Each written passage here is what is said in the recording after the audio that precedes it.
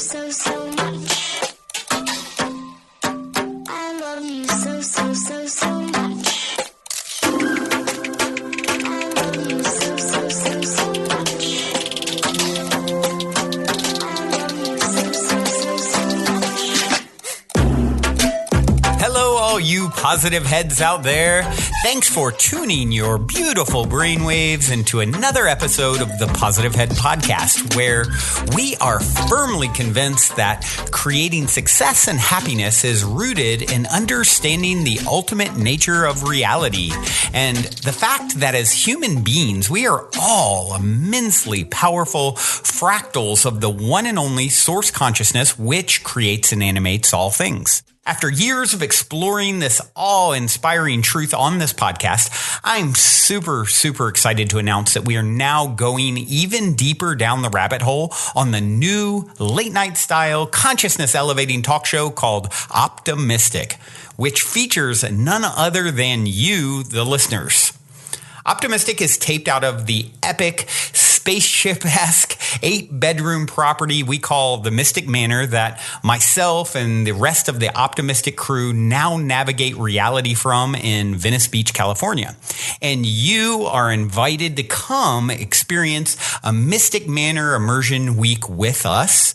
During your week-long stay, you'll enjoy unique workshops, chef-prepared meals, one-on-one time coaching and consulting with me, and even co-creating magic with me as a guest on both Optimistic and an episode of the Positive Head podcast. When I started this, my aim with these immersive retreats was to facilitate the ultimate spiritual upgrade and tune-up, so to speak, for our guests while providing them with one of the most memorable experiences of their lives. And I'm happy to say that as of this recording, every guest at the end of their trip so far has told me that they have had a profound and transformational experience at the Mystic Manor and that they definitely want to come back. All that being said, we only have a limited number of spots available between now and next July.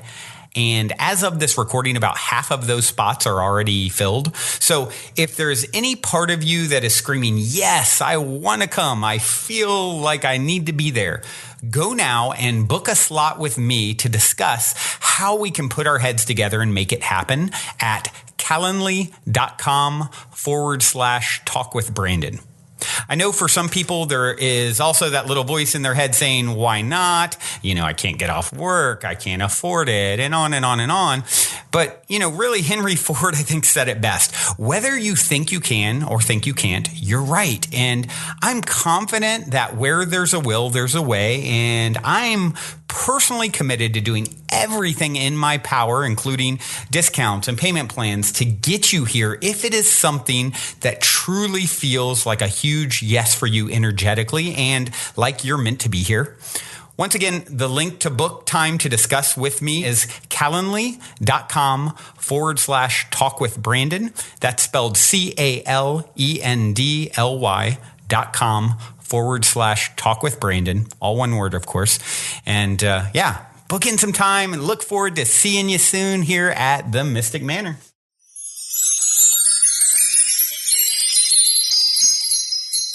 All right, all you positive heads, welcome to this week's Soul Share episode, where I am so thankful to have Andrew Cameron Bailey and Connie Baxter Marlow with me today. They are authors, filmmakers, futurists, and inventors who share an uplifting vision of the future of humanity. Connie is a descendant of Mayflower Pilgrims, John Alden and Priscilla Mullins, who are known as America's first couple. Her great-great-grandfather, James Finney Baxter, a preeminent historian of early New England, was president of the New England Historical Genealogical Society for 20 years. When Baxter died in 1921, he left money to the city of Boston to build a New England pantheon to honor the early settlers of New England whose principles and ideals were the seed of free government. The pantheon was never built.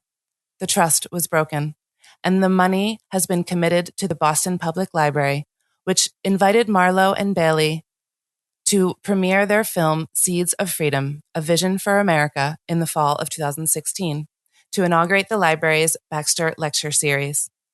Connie brings a unique perspective to her ancestors' dreams for humanity, in that she has spent 30 years in close association with visionary Native American elders throughout the United States and Mexico, and has been creating forums for them to share their understanding of the nature of the universe for over 20 years in books, films, lectures, and photographic exhibitions. From her perspective, she is able to see the spiritual alignment of the Pilgrims and the Native Americans they met and lived amongst. Andrew Cameron Bailey calls himself a later-day Pilgrim. He sailed across the Atlantic and arrived in America on Thanksgiving Day, 1969. He was born in England and grew up in South Africa amongst the Zulus, holds degrees in science, English, and social anthropology, and was a chemistry professor before emigrating to the United States. After meeting Connie in 2003, he became disturbed at the level of misinformation in the American psyche surrounding the settling of New England, and the ongoing depreciation and denigration of the Pilgrims and the Puritans in present-day America. Andrew is the author of the 21st century historical mystery novel and screenplay, The Mayflower Revelations, that sets the historical record straight in an entertaining, enlightening, and inspiring way. The novel includes Andrew's breakthrough discoveries concerning the forgotten Tarleton's War, 1607 to 1619, and the accompanying pandemic that decimated the New England indigenous population between the years 1616 and 1618, a few short years before the Mayflower arrived at Cape Cod. The information and perspective in the novel will change our view of New England history forever. Happy Thanksgiving, everyone. Now you know why Andrew and Connie are here. Andrew and Connie, thank you so much for joining me today. Hi, Erica. Hello. It's really a delight and an honor to be here, and happy Thanksgiving to you and all of our beloved listeners out there. Yes, it's wonderful to be here to share our souls, because this is, in fact, a soul's purpose for me, given my ancestry, and also my experience with the Native Americans.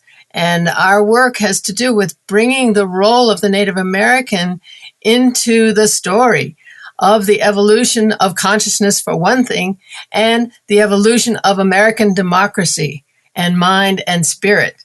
Okay, so we have a unique perspective that we're going to share today.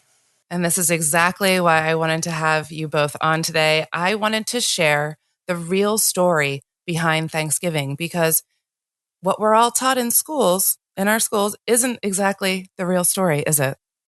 Well, it depends on how old you are. Okay? It depends when you were in school. Yeah, okay? It has changed. Mm-hmm. See, so this is a huge confusion, because our age, we're in our 70s, we were taught that there was a feast and that they shared a celebration together. Okay, that's true. Okay, the problem is that story was out of balance. Okay, it left out the Indian except for Squanto teaching them to plant corn and, the idyllic picture of them sharing a meal. Okay, that the heart and spirit of the Native people was left out of that story. So that story that we were taught in school is in fact true, but it's partial and inadequate. And then this pendulum swung with Howard Zinn, the People's History of America, that went into the schools as American history. Okay, well, Howard Zinn's a bit of a bad boy on this subject. And so what people were taught that are probably your age are starting in the 70s, right? Really starting late 60s. Late 60s, Mm-hmm. Early 70s. So the story got told and is being told now on the internet that all these horrible things happened, that it wasn't really what it was purported to be. So the pendulum has swung to another story that's out of balance, big time. And so our perspective takes it up to the fulcrum of the pendulum, up to a place of synthesis of what happened during the 54 years of peace and friendship that occurred after that 3-day celebration, of Thanksgiving in 1621. Many people don't know that there was 54 years of peace. That is half a century, over half a century. That is a long time. That was a treaty that lasted for 54 years, treaty between white settlers and Native Americans. And we know that almost all of the other treaties that were ever crafted between the Native people and certainly the United States of America, almost all of those treaties were broken, with very few exceptions. This treaty lasted impeccably, and I've researched this very deeply for at least 10 years, 15 years probably. Okay, so I think I'm as informed as anybody on the subject. And it lasted, and it was broken in 1675, and it was actually broken by the Indians. So that's different from any imagination, because you would say, oh, the English broke the treaty, didn't they? Wrong, they didn't. It was the Indians, and the Indians had a last-ditch attempt at getting rid of the settlers when it was already too late, and that was a tragic ending to a beautiful gem at the founding of this country. It started out really good, with real mutual intercultural respect, and then it fell apart and has been a mess ever since.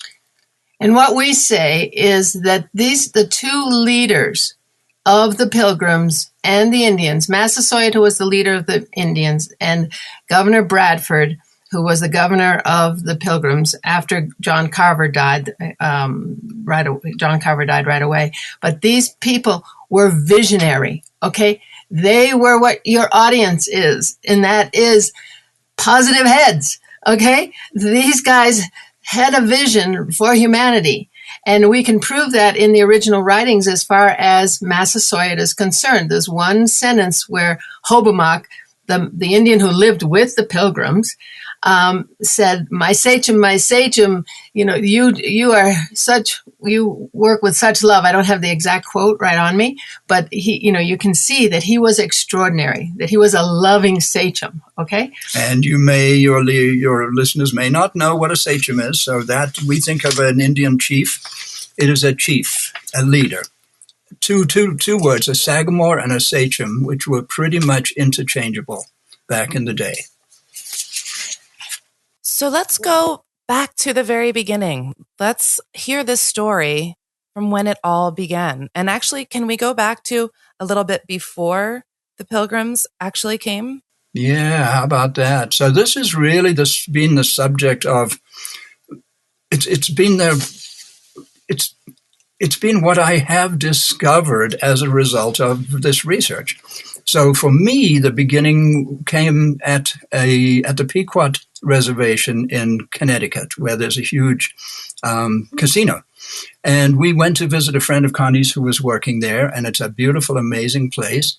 And walking out, there were some native people selling their beautiful beads and necklaces and wares of various kinds. And there was a handout, some sort of one-page printed little document. And I picked that up, and we got in the van and we drove away. And as we drove away and started reading this, I said, wait a minute, this isn't true. So there was this piece of, let me call it propaganda, this actual retelling of the story that's outrageously, poisonously incorrect. That kind of was the moment that got me started. And I started saying, like, okay, firstly, I'm sure that's not true. How sure am I about the original story that's come down to us from the white folks? Is that true? What do we know from the Native American side? Because they have an oral history, so we don't have written records. The cool thing about the English settlers when they came is they were journalists, meaning they kept journals.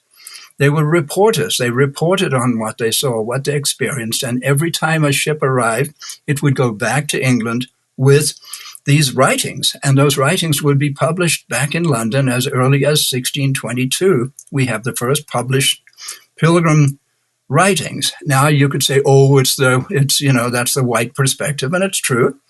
And it's not the natives, and that's true. And you could say, oh, the victors write history. Well, there were no victims, and there were no victors in those days. It was two cultures who encountered each other in the very early 1600s who got on amazingly well with one another.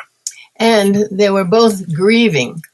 You might. I think what she wants is I know. the story before the Mayflower. Yeah. So I wanted to on American soil, and then I'd like to say what was going on in England before the Mayflower. Okay. Okay. So you do so these. there are really two. Okay. So the Mayflower came to landfall at Cape Cod on November the 9th, 1620.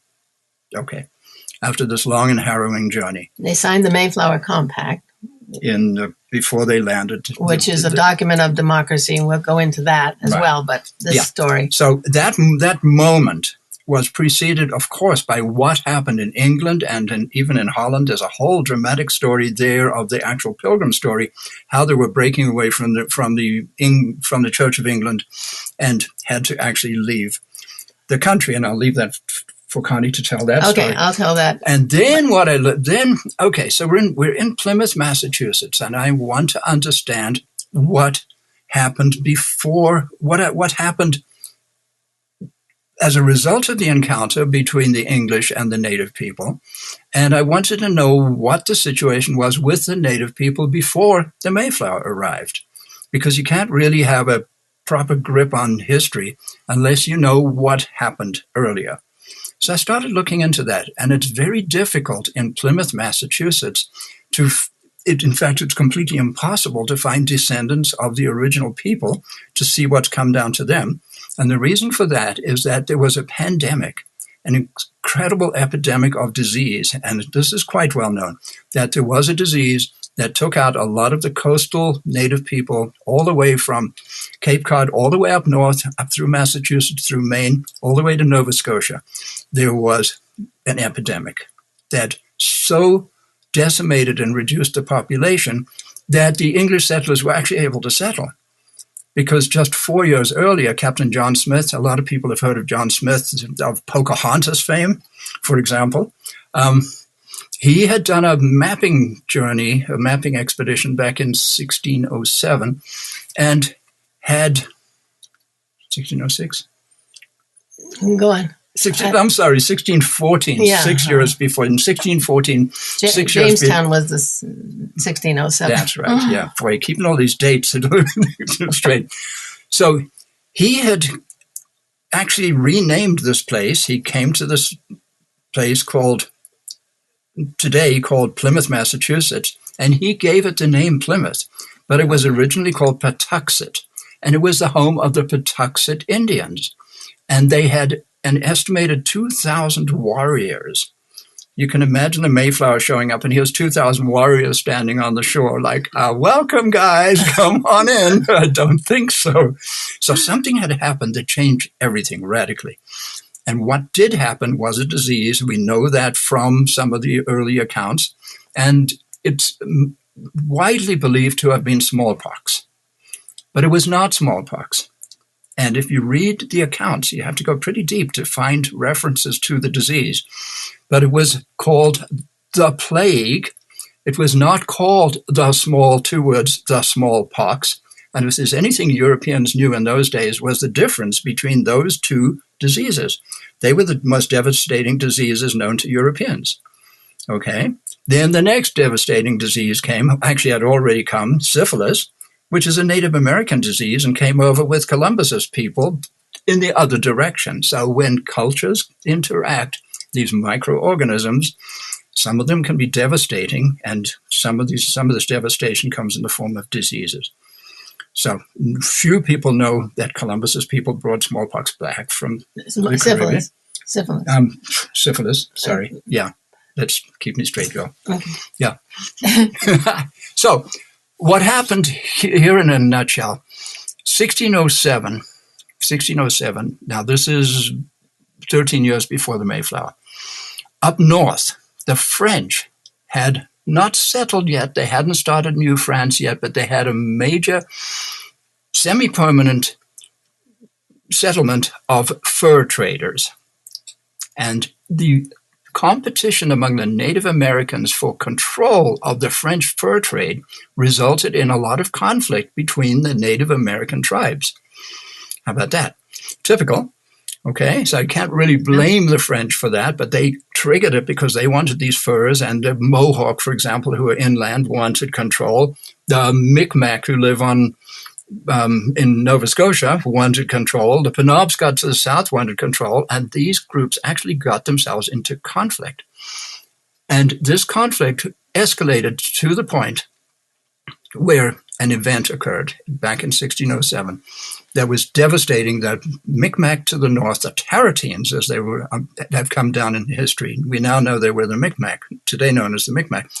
The Tarratines is a name that was given to this very fierce seafaring tribe from Nova Scotia that the Basque fishermen, because people had been fishing there for centuries, gave them this name, Tarratine. That does not sound Native Do you mean American. 1607? 1607, why? Okay, you do mean 1607. I do mean 1607. Okay. So in 1607, the Tarratines attacked the Penobscot, who are the people. You can go to the Penobscot to this day, right there in northern Maine, and you will find Penobscot people. And there was a devastating, basically a slaughter of all of the Penobscot's leaders. The Penobscots had allies to the south called the Massachusetts. You've probably heard the Massachusetts, right? That was a tribe. Mm-hmm. Not everybody knows that was a tribe. And there was a federation called the Massachusetts Federation. And the Massachusetts Federation came to the help of the Penobscot by sending warriors up north to go and see what they could do to help. And what they did is they killed a bunch of people, captured a lot of women and children of the Tarratines, and brought the women and children back to present-day Massachusetts. Big mistake. Little did they know that these people, the seafaring Tarratines, were the very same raiders who came down the coast because you can't grow corn that far north. They would come down every harvest time, every Thanksgiving time, and they would suddenly appear in these high-speed birch bark canoes and show up and steal their crops, and so go back with a armada worth of canoes full of corn and beans and squash and pretty young ladies. They actually, so you had to hide your girls, you had to hide your crops, and these were the people. I don't think the Massachusetts people knew exactly what they were getting themselves into, because the next thing, here come the raiders, and it's not fall and it's not harvest time. They come whenever they show up. As soon as the weather cleared and it's springtime, these canoes are showing up and coming down the coast and basically slaughtering anyone they encountered. So revenge was profound. That war went on for at least 4 years. It really escalated in about 1615. Now, here's the point. That was troublesome. Who's ever heard of the Tarratines' War? I have asked New England historians who are specialists in this field, what do you know about the Tarratines' War? And with one exception, they look at me blankly and say, the what? And I say, Google it. Just Google Tarratines' War. You'll find lots of information. It's there, but historians tend to be so tightly focused on their specific field of specialty. One historian, very interestingly, said to me, yes, and the Indians will not talk about the Tarratines' War. That's a very interesting point, because actually it changes their whole story. Because if we want to make the Pilgrims the bad guys, well, the Tarratines' War was an intertribal war between groups of Native Americans 4 years before the Mayflower arrived.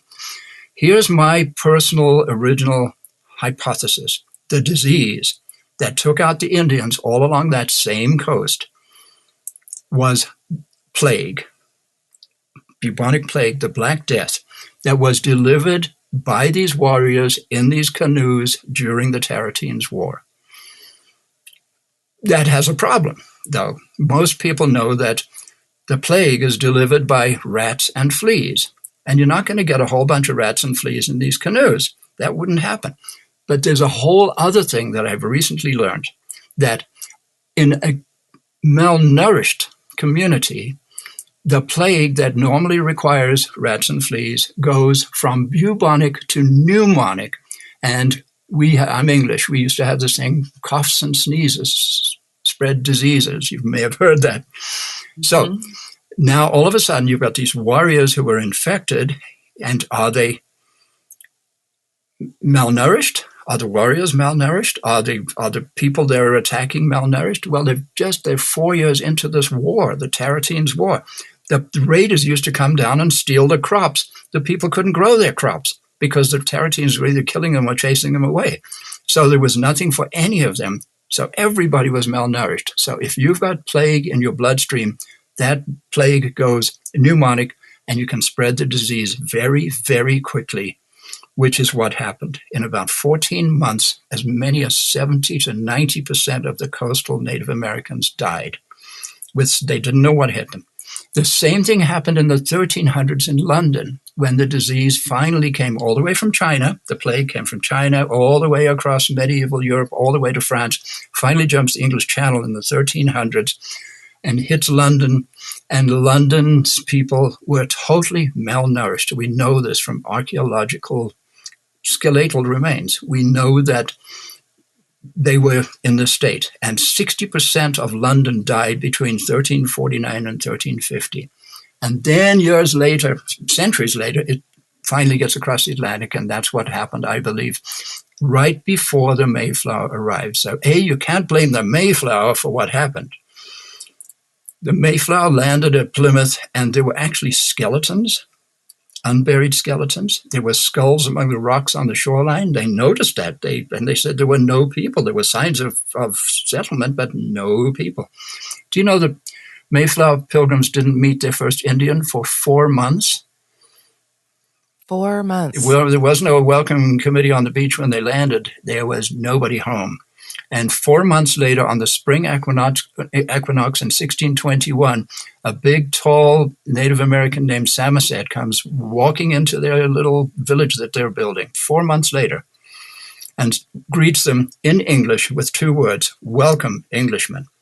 They were actually welcomed by an Indian in English. That's crazy, but it's true.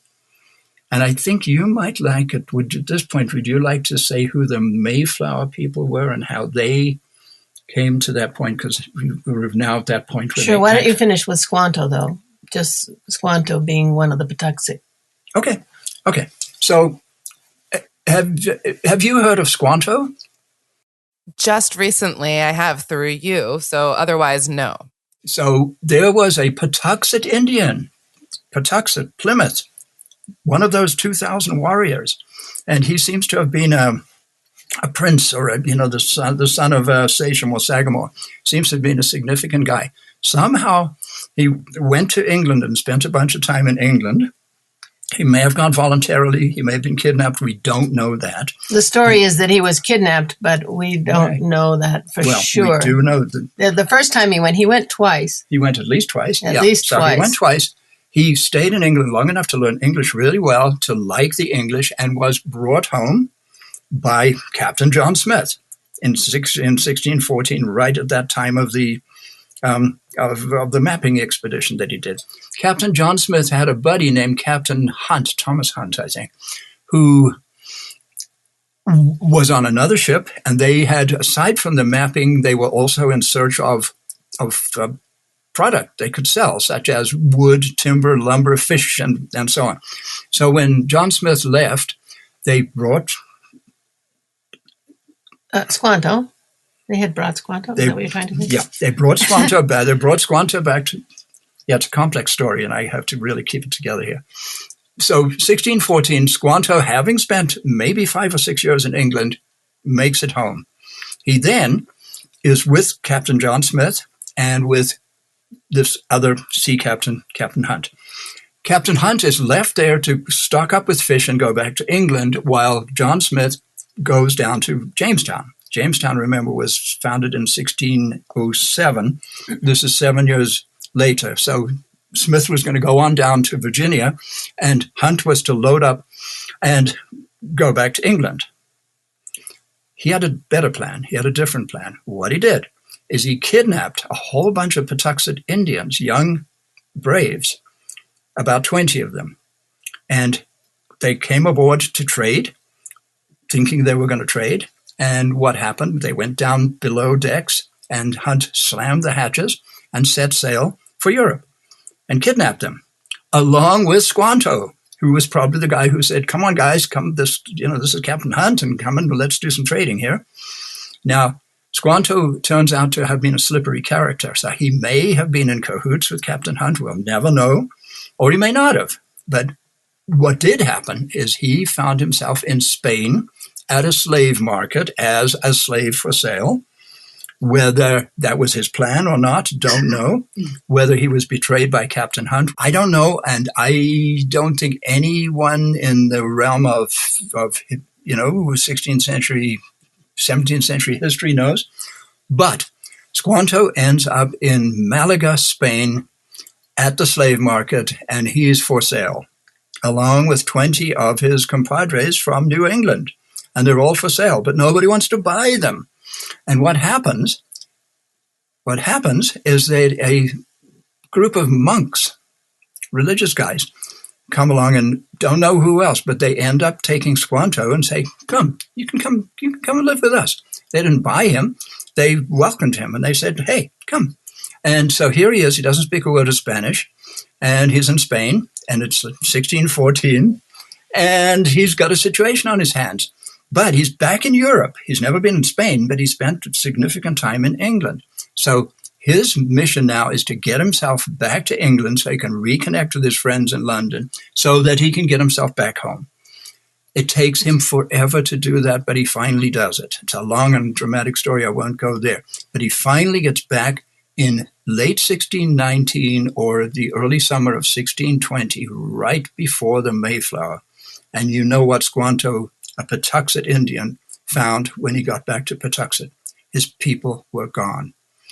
The pandemic had wiped them out, and here he was.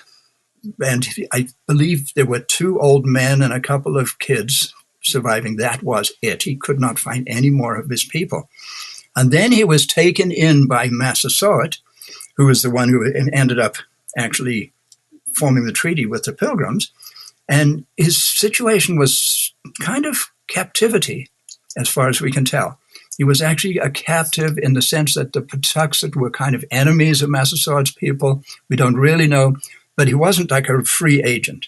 So he was not the one who came to greet the Pilgrims. It was Samoset, this guy from Maine, who knew the sea captains up there, knew a few words of English, was able to communicate and said, welcome, Englishmen.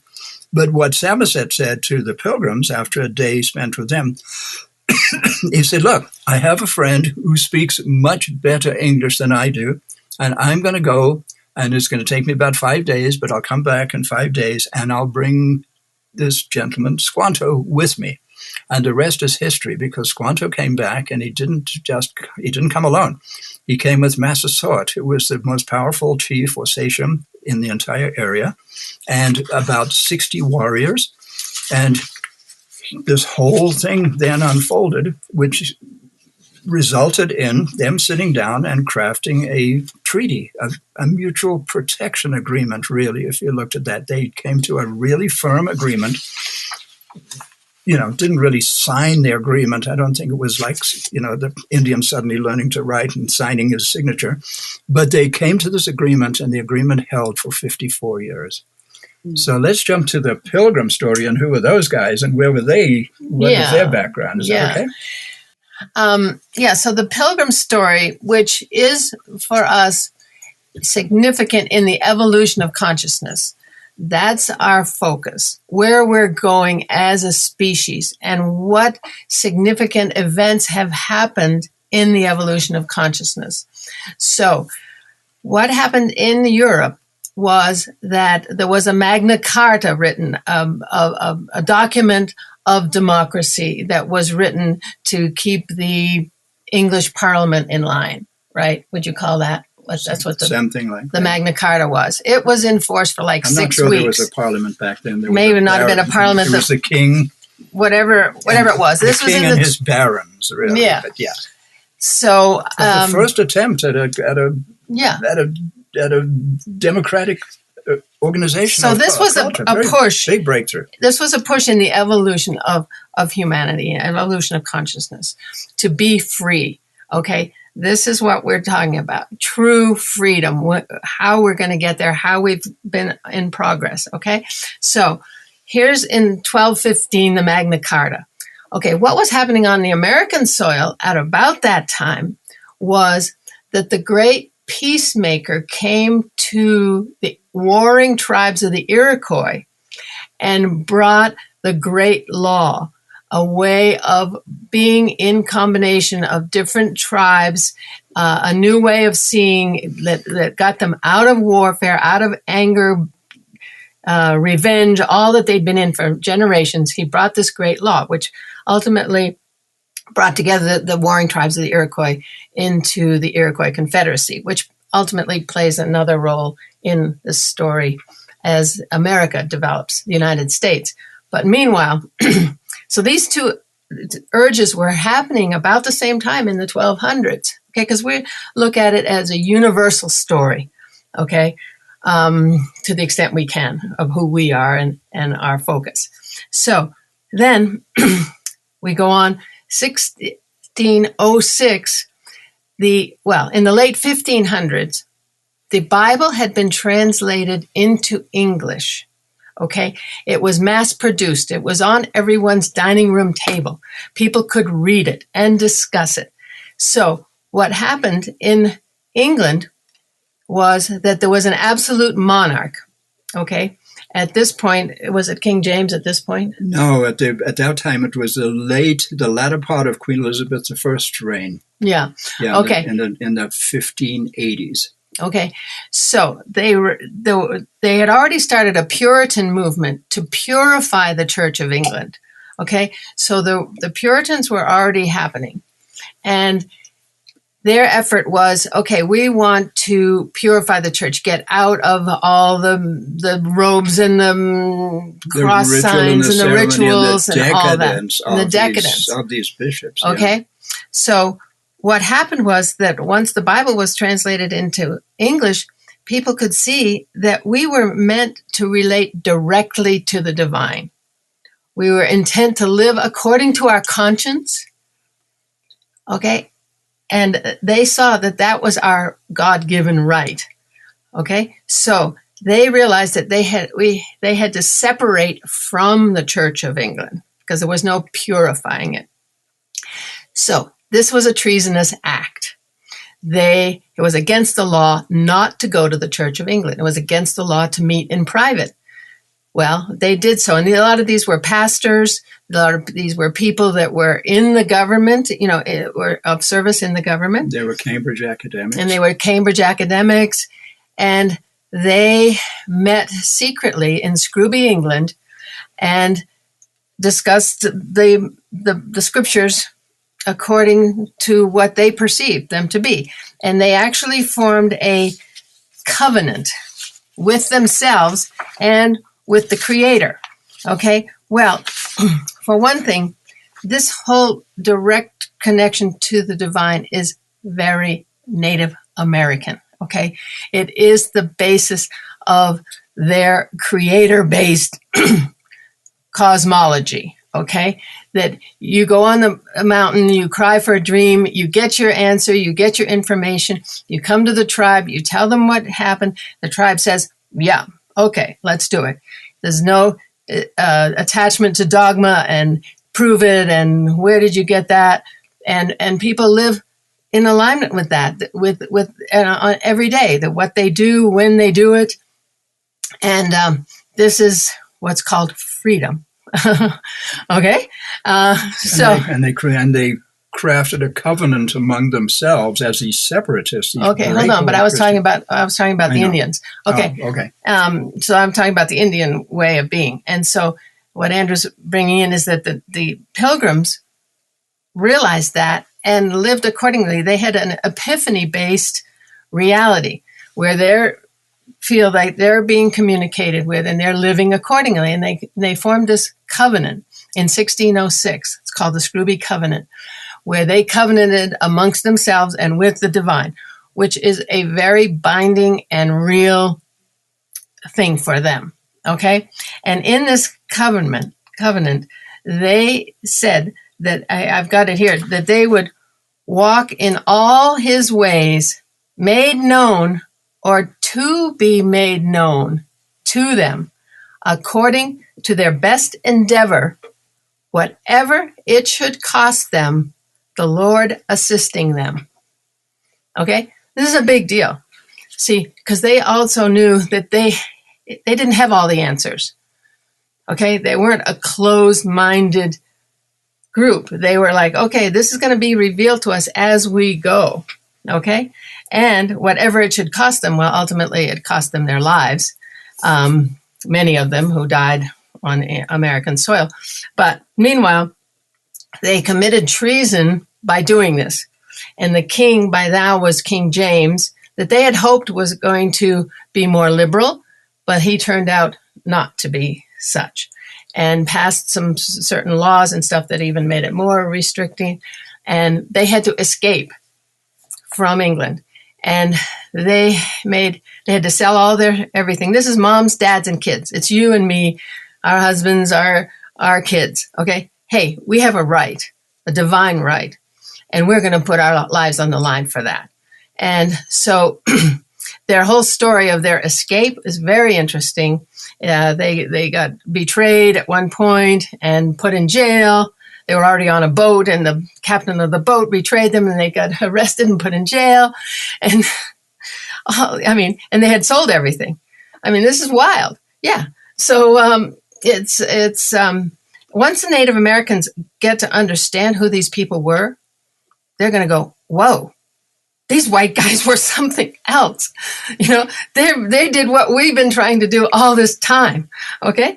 It's going to be amazing once it's time for us to come together in this evolution to freedom.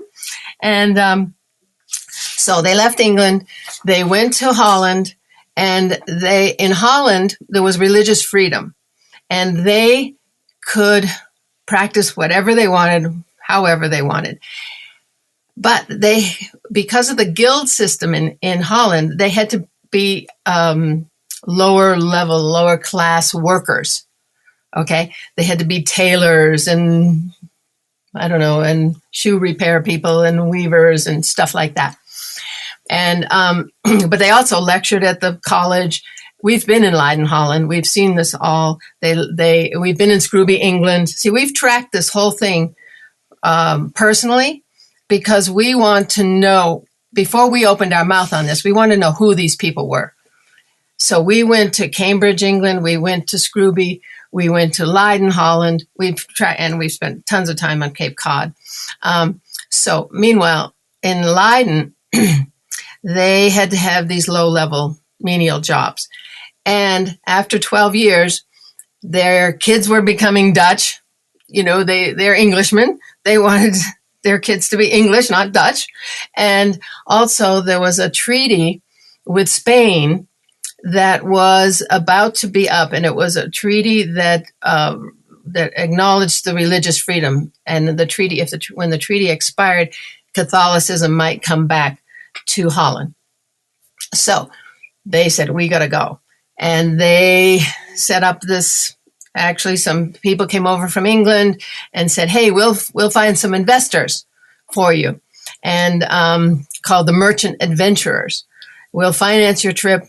And meanwhile, in Leiden, let me just tell you one thing. They had a printing press, and they were printing seditious books about King James. Okay? I mean, these guys were something else. They were radical. They were radical. Okay? King James found out about this and sent envoy there to capture them and put them in jail. And William Brewster, who was the head of the printing press, had to go into hiding.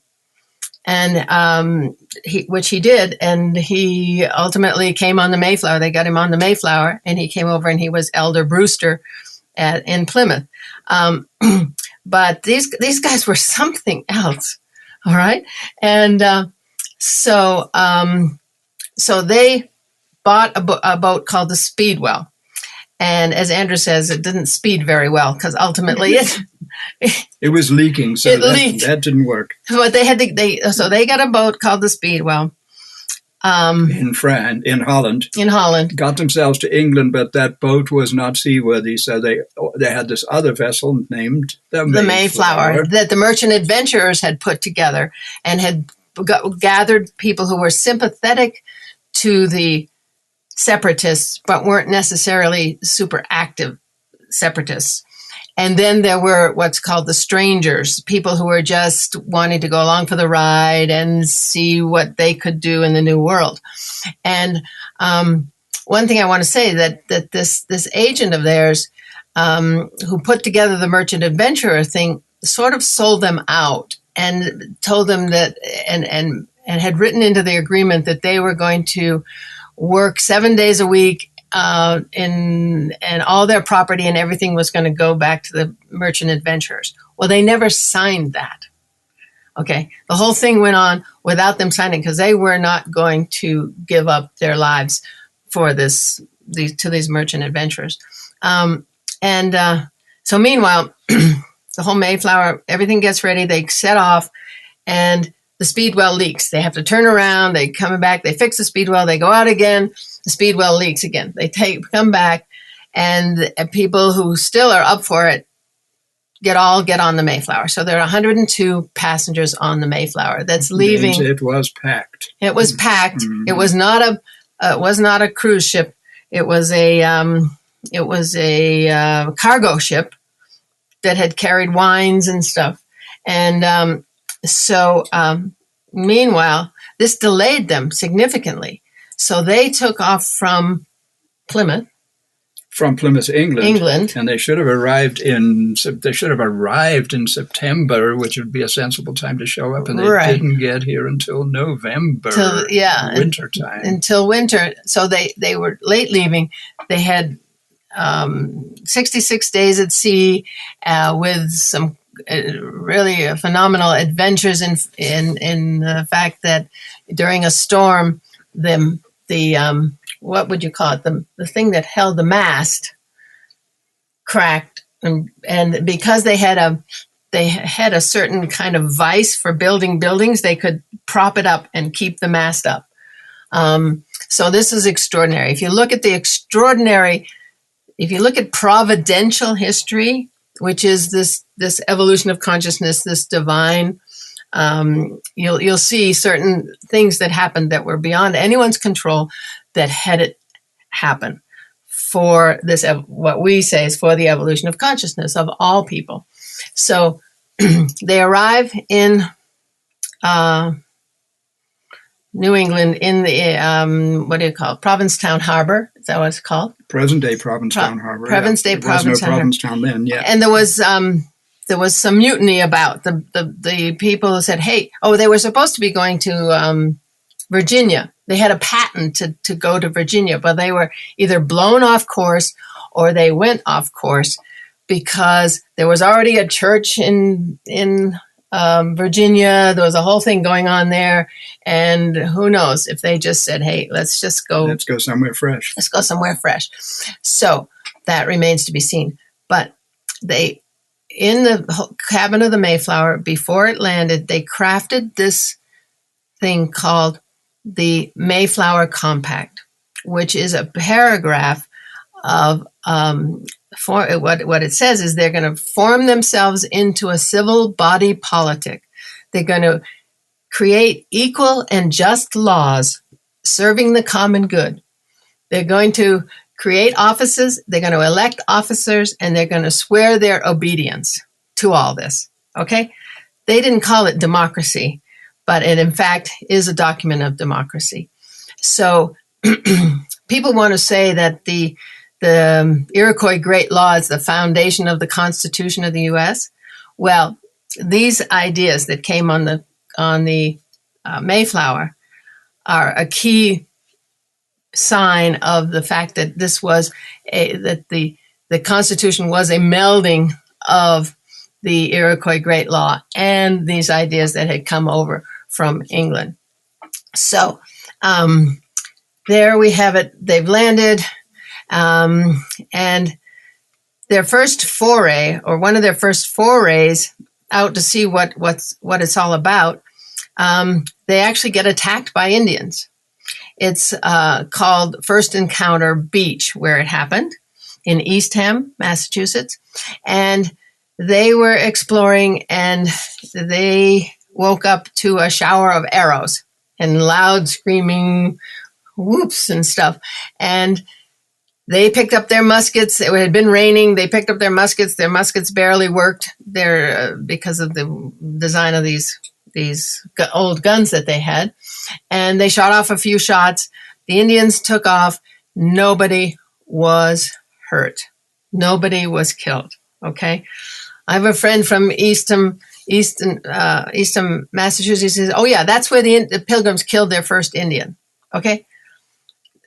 All right. Nobody died. Nobody was hurt. So On either side. on either side, they went on and found Plymouth, which had running water, fresh water. It had already been a settlement, but it was void of people. And so they weren't taking anyone's land. Okay. They settled on empty land. The Patuxent were no longer around. And when they met Massasoit, they actually got permission to be on that land officially. So say it for the people. Yeah. Yeah. When they met Massasoit, Massasoit actually gave them permission to be officially on the land. Yeah, these were people with really, really strong ethical principles. Yeah, they were in direct connection. God was watching them. Okay, once you know the deal, you can't lie and get out of it. I mean, we live spirit guided lives. You just can't. You can't fool The universe. the universe. Forget it. And they knew it. And so everything they did was based on their covenant, on the compact, on their agreement with the divine, their vision for humanity, that we actually could live according to our conscience. All right. And that's where we're headed. Okay. We're not going to be aligning with man-made law. We're going to be reconnecting to the unified field, through our hearts. That's what's up. That's my reality, 100%. Everything for me has been and is leading to that place where we choose to do it. We have to actually choose to do it. So it's all good news in our world. And so where are we? So here we are. They come into Plymouth. They start to build these, can you imagine? I mean, they didn't have, here's a forest and you're going to build a house. I mean, I don't even know how they did that. Yeah, you start with the forest. And how do you split the trees and everything? Anyway, they built these houses, and during that winter, no Indians around. Half of them died of scurvy, of having arrived and walking. They had to wade from the Mayflower, from the shallop. They had to wade through the water. Okay. And get wet in December. And it was freezing, and they caught literally their death of cold. 102 people came ashore. 51 of those 102 people died the first winter, including Connie's ancestors. Including my great-great-great-grandfather, grandmother, and the brother of Priscilla. Who would have been your 12 times great-grand-uncle or something. Yeah, right? And who left Priscilla an orphan, who married the cooper, John Alden, who had come as a caretaker of the wine. Of the barrels. Barrels. No, not wine. Not just wine. No. Barrels. In fact, they didn't have any wine. Oh, they didn't have wine. No. Beer. They had beer. Yeah. See, they didn't drink water in England and... You couldn't drink water. It would kill you. Because beer actually stayed fresh and antiseptic. If you drank water, especially tainted water, they knew very well that was a truly dangerous thing to do. So that people think, oh, they're alcoholics. No, they had a way of keeping their liquids from getting contaminated by bacterial growths and stuff, which they didn't know how to do with water. So, yeah, it's all very interesting. And so here we are the first winter. What is common myth is that the Indians helped them through the first winter. Took them in and fed them. Took them in and fed them the first winter. Absolutely not. They never met their first Indian until the spring. Okay. And they had plenty of food because half the people had died. And they were all sick. So they weren't eating. Their supplies lasted a long time. And the Indians actually, ultimately, after meeting the Indians, the Indians came to them for food. and they were feeding the Indians. And what they had to do was they said, okay, Massasoit, we're going to give you this necklace.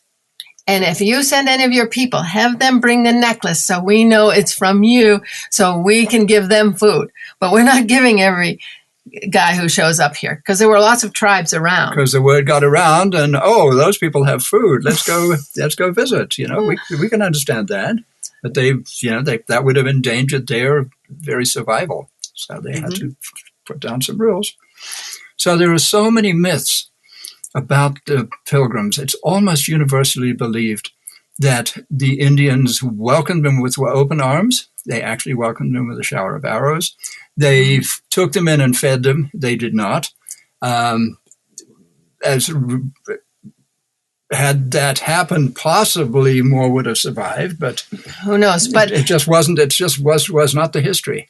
And Squanto, so they signed this peace treaty, which we can tell you the 6 points of the treaty. But it's basically, if anyone wars against us, you'll help us and we'll help you.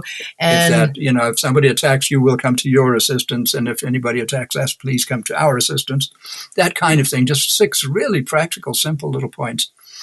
And that agreement, as I keep saying, survived for 54 years. So Squanto, ultimately, they didn't know how to plant Indian corn. They'd never seen Indian corn. No such thing in England. No such thing in England. Okay. And I'll tell you, see, they knew every tree. They knew the medicines. They could actually, this is the English, they could actually make it rain. All right. I mean, they were very connected to nature. And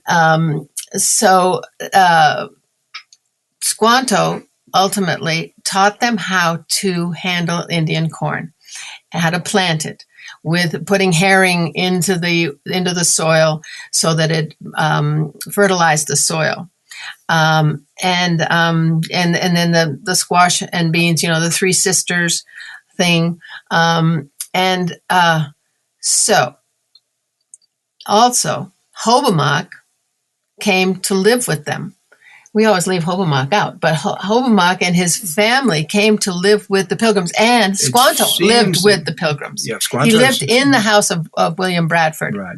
And they became best friends. They lived together for sure. And Hobomok lived his entire life with the Pilgrims as well. I think he was actually assigned to be kind of what would you call him, the ambassador, if you will, to go and live with the Pilgrims so he could report back to the leader as to what was really going on. If they were planning anything nefarious, then that would have got back, which they were not. So there was this real ability to have clear communications. This guy Hobomok learned English really well. Edward Winslow said about when he first arrived, said, I'm going to learn the language of the native people, which he did, which was enormously valuable. So they actually did learn to communicate with each other and communicated well. And when Connie's ancestor, John Alden, started the town of, what's it called? Duxbury. Hobomok went with the Aldens to Duxbury and is buried there. You can go to his grave today. So this Native American, they lived together. It was not, there were those who believed that, I don't know what they believed, that Mayflower came ashore raping and pillaging. It wasn't that at all. The people lived together. Yeah, in the same bed, there wasn't a lot of beds. And so Squanto lived with William Bradford. And when Squanto died, it was like a year into it, William Bradford wrote more about the death of Squanto than he wrote about the death of his wife, who had died on the Mayflower. Before they came ashore. So there was a sincere friendship, okay? And actually, also, when William Bradford married, again, Massasoit came to the wedding. So there was not only the first Thanksgiving feast of them coming together and partying. Actually, Bradford's wedding was the biggest festivity. Actually, and what year was that? We haven't even. It might have been 1624. Might have been 1624. But meanwhile, this Hobomok, this quote that we have about Massasoit, how Hobomok said, and I have it. Felt about his boss. Yeah, he says, my loving sachem, many have I known, but never any like thee. Okay, so that's my indication that this guy was a high vibe guy. Okay, and it's written in the language. But this is in Edward Winslow kept a very complete diary of what went on day by day. Okay, and he was the ambassador to the Indians. What happened there? This synthesis during this 54 years. So we've given a real foundation for a friendship. Okay, and an intercultural exchange. We've laid that foundation. So what we are pointing out is that this was the first great synthesis, we call it. Okay, that this 54 years of intercultural synthesis brought forth a new way of seeing, a new way of being. It's called the American mind. All right, the American spirit. It was different from European mind. Okay, it was freedom based. Okay, so and this went on. So that first synthesis, it ended in New England with King Philip's War, when the Indians declared war, okay? And the Indians became... And be aware that King Philip was an Indian. King Philip was an Indian. Most people would think that was an English king declaring war. This was the son of Massasoit. Okay, so that's a whole story. He was known as King Philip. But what I want to say... He's the one who declared war, the son of the man who actually really did welcome them. Once he died, everything changed. Okay, so what happened in New England after King Philip's War was that the trust and the friendship disappeared. Okay, nobody could trust an Indian because they were going to slaughter you. Okay, so this whole thing fell apart seriously in New England. But down south in Pennsylvania, William Penn came over and established a friendship with one of the sachems of the Delaware Indians. Okay, a guy named Tammany. And out of that came a whole society called the Sons of St. Tammany. They actually sanctified this Tammany. And this whole idea of synthesis and of if you were truly an American, you were in the Sons of St. Tammany Society. You were aligned with the Native Americans. You had a different way of seeing and being. So, and that we call that the second great synthesis, when the great law of the Iroquois came into the Constitution in 1787, and the Iroquois chiefs came to the Constitutional Convention and all that. So there was that whole movement. New England disintegrated, the relationship disintegrated between the Pilgrims and the Indians. But this seed had been sown in this first great synthesis of this 54 years. Not just the Pilgrims, but the Puritans. And the Puritans. By now it was a Massachusetts Bay colony. It's a whole different situation. By now, 20,000 Puritans had come and established Massachusetts Bay Colony. It wasn't spiritually based like the Pilgrim Plymouth Colony.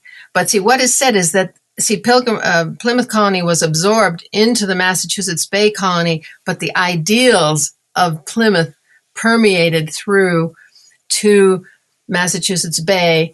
And you've got John Quincy Adams, all those guys, the New England visionaries who were the framers of the Constitution. You have the Virginia visionaries who are the framers of the Constitution, along with the Iroquois. Okay, so what we say is that right now, America is like, the United States is like a three-legged stool, okay, missing one of its legs, because we acknowledge the Virginians, George, Washington, Madison, all those dudes. We acknowledge the Massachusetts folks, the Adams, the yada yada, okay, and we leave out the Indian from the founding of this nation, okay? And until the Indian is at the table as an equal, as part of this nation and founding of this nation, we are out of balance, tottering, okay? So that's our point. And that's where we see the third great synthesis coming in the future. And that's been my understanding for 30 years, and it's in the prophecies. We're coming together. We're going to bring something onto the planet that's never been here. We're not going back to anything. We're going forward into this third great synthesis with the indigenous peoples all four colors of humanity. So we're probably almost out of time. Do you want to say anything? I just wanted to say... Hang on, we haven't given Erica a moment to get a word in. But she wants our story. You may well have serious questions by this time. But let me just finish with what we can be thankful for on this Thanksgiving, okay? Good. And that is consent of the governed, all right? This was the Mayflower Compact, consent of the governed. Self-determination, okay? Separation of church and state. Equal and just laws serving the common good. Liberty, justice, and abundance for all.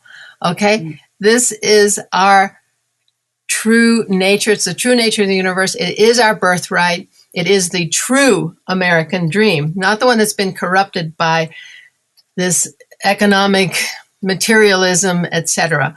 So this is what we're all about. So you want to have a closing statement, my darling? So I guess my question would be then, what would be the best way to wrap this up, Erica? Are there any huge unanswered questions out there that could be answered in a few moments?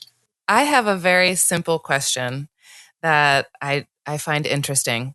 So when the settlers came and met with the Indians and they started to realize that they had things in common, Connie, I heard you tell a story about when they witnessed them saying grace before they ate. Could you talk about that? Because I just love this, and it just goes along with what you were saying about we are all one. We all have these same principles. We all want to live in harmony, and this is a way that we recognize these things within each other. So if you could just tell that. Do you want to tell that, Andrew? Yeah, sure. So what had happened was Edward Winslow, who was kind of the ambassador of the Pilgrim ambassador to the Indians, and Massasoit lived about 46 miles away. And he was, news had come that he was dying. And long story short, Winslow took this long and relatively dangerous journey with an English visitor. And these two guys went with Hobbamock, this Native American we've mentioned, and they did this 46 miles there and 46 miles back, and actually saved Massasoit's life. He really was dying, and Winslow brought a healing conserve, an English remedy that actually brought him back to life, which is pretty darn cool. And on the way, they stopped with this guy Corbitant, who was kind of an aggressive, he wasn't so sure about these English settler guys, and he was like halfway in between, and they stopped over on their way back, and they were eating together, and before they eat, the Pilgrims would always say grace. They would give thanks to God for their food. And the Indians looked at them and said, "What are you doing?" And they just explained, "Look, we're giving thanks to God, our Creator, who provides these benefits." And the Indians looked at them and said, "You know what? We do the same thing.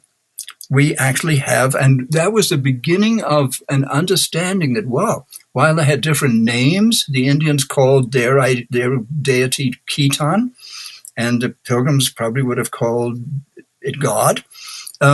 They had this conversation, this really deep spiritual conversation where they recognized the commonalities. Connie, do you have something in? Yeah, so Winslow writes, and they said they believed almost all the same things, and that the same power that we called God, they called Khitan. This is from Edward Winslow. And people can go and find these source materials. They can go to mayflowerhistory.com and go to primary sources. There are PDFs of these little books that Edward Winslow wrote back to England that were published in 1622. Okay, so it's readily accessible. And so this Corbitant, they slept in the same bed with him. Okay, and they said that they were more exhausted from their sleeping than they were from their travels, because there was bugs and this and that, and they were in bed with the whole family. And you couldn't go sleep outside because the mosquitoes were outrageous. I mean, they really struggled. So Corbitant says to them, he says, "Hey, look what you did for Massasoit. If I ever got sick, would you do that for me? Even though I don't really even like you," right? Because they knew that Corbitant was a kind of a feisty guy. And Edward Winslow said, so here's the quote from Edward Winslow. He says, "After that, being at his house, he demanded further how we durst, being but two, come so far into the country. I answered, where there was true love, there was no fear, and my heart was so upright towards them that for mine own part I was fearless to come amongst them. This is Edward Winslow writing about himself. This is not him interpreting anything. This is straight from the heart of Edward Winslow. Okay? And communicating with this aggressive Native American chief who was probably pretty boggled by these communications. So they ended up friends. We close it on that note. That is a beautiful note to close it on. I just want to thank you both so much. Such an honor to have you with me. Let's tell everyone how they can find you, how they can learn more about you. Where's the best place for them to look you up? So we wear a bunch of different hats. So there are a bunch of different websites. You probably know that already. So what with regard to them? Well, with the first 50 years, people can go to first50years.com US. Okay, first50years.us. You can also go on YouTube and go to first 50YRS. Okay? Okay, so it's different on YouTube, but there's a lot of really good videos on YouTube on this subject of that we've put up there, because us in Scrooby talking about stuff and Leiden and everything else, and then we have our Trust Frequency website, which our Trust Frequency book is informed by indigenous cosmology, quantum science, and Eastern and Western mysticism, as well as plain common sense. And that is thetrustfrequency.net. And we have to have a companion film to the Trust Frequency book, which is called, and that's the website for that, is insearchofthefuturemovie.com. And this is with visionary elders, scientists, and futurists on the origin and future of humanity. So it's a very important film with indigenous elders that we've known and who trust us and are saying amazing stuff. And then there is Andrew's website, and you could talk about that. Well, I have a climate website, which is simply if you went to Climate Restoration Project. Climate Restoration Project.global. Right. And that'll take them to his Patreon page, which is a community that he's building of people who are interested in climate, who want to be a part of our community and support Andrew's Climate Restoration Project, which is a carbon capture building and community. It's amazing what he has invented as a former chemical engineer. I used to be a chemical engineer back in South Africa, so that's a whole other subject, Erica. Wow. Well, it's a good thing we're going to have you both back and talk about the book and other things, because there is I just so want to say much that to the talk about. book that I mentioned at the very beginning is called The Mayflower Revelations. It's both a screenplay that's with a major Hollywood person right now. We'll see where that goes. And the novel itself is called The Mayflower Revelations, and I'm sure that by Googling it, you can find that. It's on Amazon. It's on Amazon, and you can get it from us on first50years.us. And it tells this whole story we've just been talking about, but in a contemporary dysfunctional family drama. So it's actually set in the year 2020, and so that's a whole other story there. But that would really, if anybody really wants to go deep, you can get the book. And it's a historical mystery novel, and it's been read by the top Pilgrim scholar and been given a total thumbs up. Someone we've worked with for decades. We've been at this for a long time. Yeah. Okay. Yeah. So thank you so much, Erica, for having us. What a treat. Yes. Thank you so much. Again, what an honor. Very grateful. And we will have you back another time. Yes. Can't wait. Have a wonderful day of giving thanks. Yeah. Happy Thanksgiving. Okay. Thank you. And we honor our Wampanoag friends. We wish we were there in Plymouth. We're usually there. And our Pilgrim friends, because there's a time we're going to come together and go into something new and beautiful together in our hearts. Beautiful. Yes. Thank you so much. Love you. Love you all. Love you. Beautiful. Until next time. And if you're feeling the call to come for a week retreat style Mystic Manor immersion, remember to go now and book your time to speak with me directly about stepping into the optimistic vortex at calendly.com/talk with Brandon while there are still spots left. Otherwise, I look forward to co-creating magic with you at the Mystic Manor.